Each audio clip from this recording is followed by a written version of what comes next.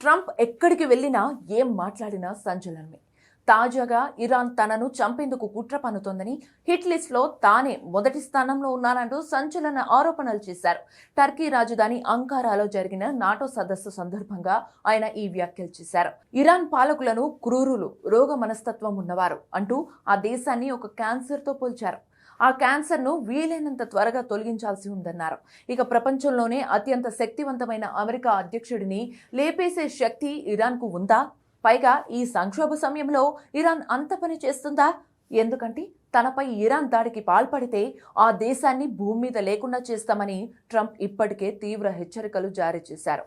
ఇప్పటికే ఇరు దేశాల మధ్య తాత్కాలిక కాల్పుల విరమణ ఒప్పందం ముగిసిపోయింది. అమెరికా సైన్యం ఇరాన్పై భారీ వైమానిక దాడులు చేస్తోంది. ఇలాంటి క్లిష్ట సమయంలో ట్రంప్ను తాకితే ఇరాన్ ఉనికికే ప్రమాదం.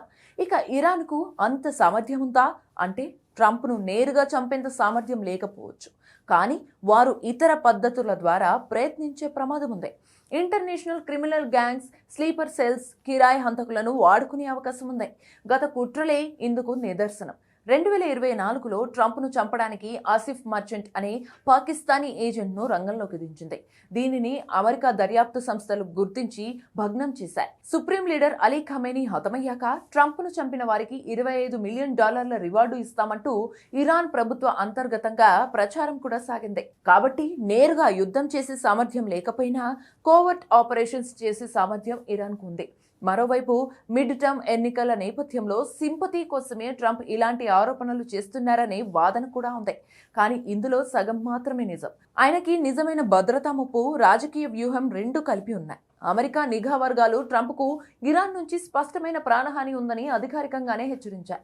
కాబట్టి ఈ ఆరోపణలు కేవలం ట్రంప్ సొంతంగా సృష్టించుకున్నవి కావు. దీని వెనుక ఇంటెలిజెన్స్ సమాచారం ఉంది. అయితే త్వరలో జరగబోయే మిడ్ టర్మ్ ఎన్నికల నేపథ్యంలో ఇలాంటి జాతీయ భద్రతా అంశాలను ట్రంప్ తన రాజకీయ ప్రయోజనాల కోసం వాడుకుంటున్నారు. ఇరాన్ లాంటి శత్రు దేశం తనను టార్గెట్ చేసిందని చెప్పడం ద్వారా అమెరికా ఓటర్లలో సింపతి, దేశభక్తిని రగిలించవచ్చు.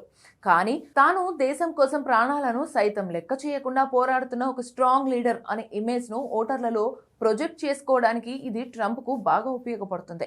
ఇరాన్ నుంచి ట్రంప్ కు ప్రాణముప్పు ఉందనేది వాస్తవమే అయినప్పటికీ ప్రస్తుత పరిస్థితిలో ఇరాన్ ఆ సాహసం చేయలేదు. అయితే ఈ ముప్పును ట్రంప్ రాబోయే ఎన్నికలలో ఓటర్ల మద్దతు, సింపతి పొందడానికి ఒక బలమైన రాజకీయ ఆయుధంగా వాడుకుంటున్నారనడంలో సందేహం లేదు.